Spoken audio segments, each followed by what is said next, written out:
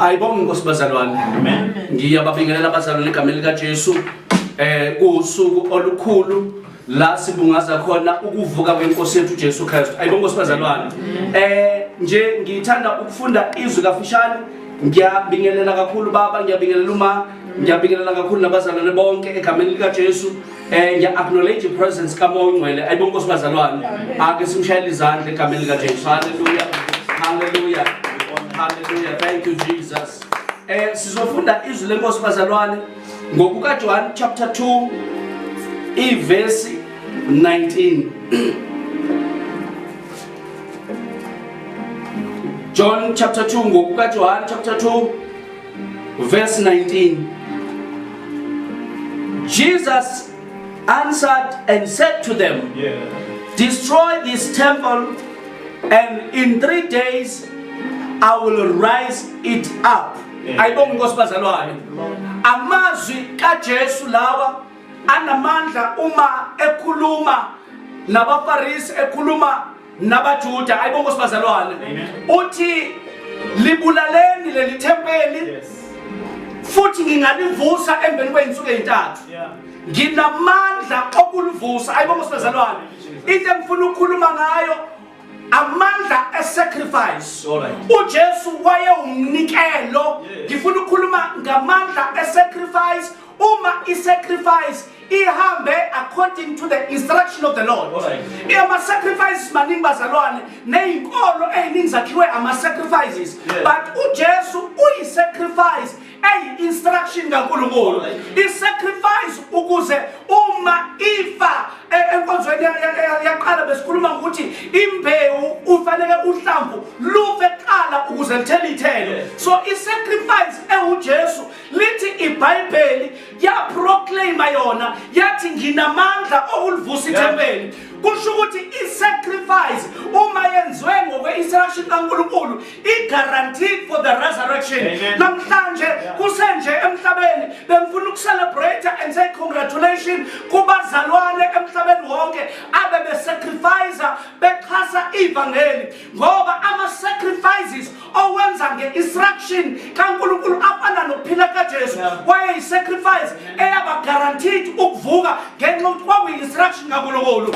Yonke imali oyinikele ebandleni, yonke imizamo oyenzile ukuze ivangeli liqhubeke, ngithi there is guaranteed for a resurrection. Abanye abantu abaphilela into eningi. Kukhulunywa kwathiwa kukhona umama eBhayibhelini okwavuswa kwabafileyo. Akavuswanga into eningi because ama-sacrifices akhe. Bekuzothi uJesu waba yi-sacrifice, but into eyagaranta ukuvuka kwakhe yayi according to the instruction of the Lord. Yonke into oyenzela uNkulunkulu ebandleni, noma kuthiwa uthatha isikhathi sakho uyokhonza, noma kuthiwa usebenzisa imali yakho, noma kuthiwa uvula umuzi wakho, but leyo sacrifice uma i-instruction kaNkulunkulu iyagarantwa ukuthi inamandla to resurrect again. Bengizosho kubantu abathile baxhasa ivangeli kungathi bayahlupheka. Awuhlupheki, imali yakho ifana ne-sacrifice ezorise again. Ayibonge bazalwane. Abanye ebusika nehlobo bebeyinkonzweni kubona ngathi be-affectekile ngokusebenzela inkosi, but there is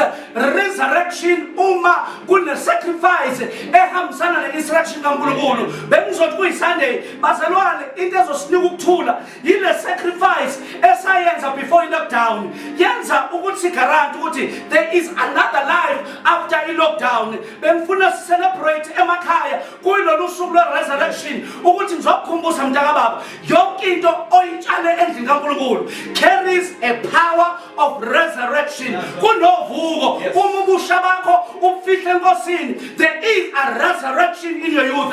Kukhona uvuko olumenyezelwa namhlanje. Simemezela ukuthi i-sacrifice bazalwane ibidingeka ukuthi sibe ne-mentality ukuthi there is a resurrection. Bonke abantu after i-lockdown abazoyimisela ukusebenzela uNkulunkulu bese abantu abane-mentality ye-sacrifice ne-resurrection. I-resurrection igarantwa ukuthi i-sacrifice ibihamba instruction kabani. Le sacrifice bazalwane yokukhonza uNkulunkulu ihamba ne-instruction kaJesu. Uma ihamba ne-instruction kaJesu iphethe amandla okuphila. Ayibonge Nkosi bazalwane. Namhlanje bengizosho njalo ukuthi congratulations to sacrifice your life for the gospel.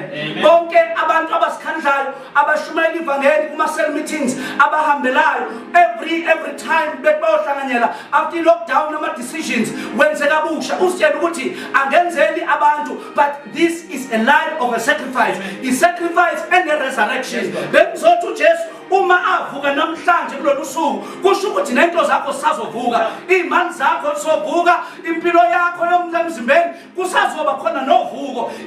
I-coronavirus bazalwane ake sikhulumeni ngayo njengebandla ukuthi uma iletha ukufa thina sibheka ukufa kwayo okulethayo sibona i-resurrection after lokho kufa, ngoba uJesu usithembisile wathi there shall be going to be a resurrection of the dead. Bengizothi ekhaya noma uthandaza thandazela lokho, Nkosi ngiyenze ngiphile impilo of a sacrifice. uJesu uthe thandani izitha zenu, awuthandi ngoba kumnandi emzimbeni, but it's a life of a sacrifice. Impilo ye-sacrifice uma ihamba ne-instruction kaJesu guarantees resurrection egameni likaJesu Kristu ophilayo. Amen and amen. Praise the Lord. Amen. Jesus. Baba siyabonga egameni likaJesu Kristu. Father, you are worthy to be praised. Ufanele ukuphakanyiswa egameni likaJesu ophilayo. Baba ungwele uyaphila uphakeme uyinkosi yezulu. We glorify your name. You are the King of Kings. Thank you, Jesus. Thank you, Father. Yeah, Jesus. Thank you, Holy Spirit. Mighty Jesus. Thank you, Holy Spirit. Yeah, Jesus. Thank you, Jesus. As promised in the Sunday Sibusiso, kwangathi uJehova ngakubusisa nathi uJehova ngakulondoloza, uJehova kenza ubuso bakhe bukhanye phezu kwakho, uJehova benomusa kuwe, uJehova kuphakamisa kuthula. Kwangathi umusa wenkosi yethu Jesu Kristu, thande lawa uNkulunkulu kuhlana kamoya ingcwele, kungahlala kuphumeke sonke ngabanye uJesu Kristu inkosi ethu azabuye. Amen. Amen.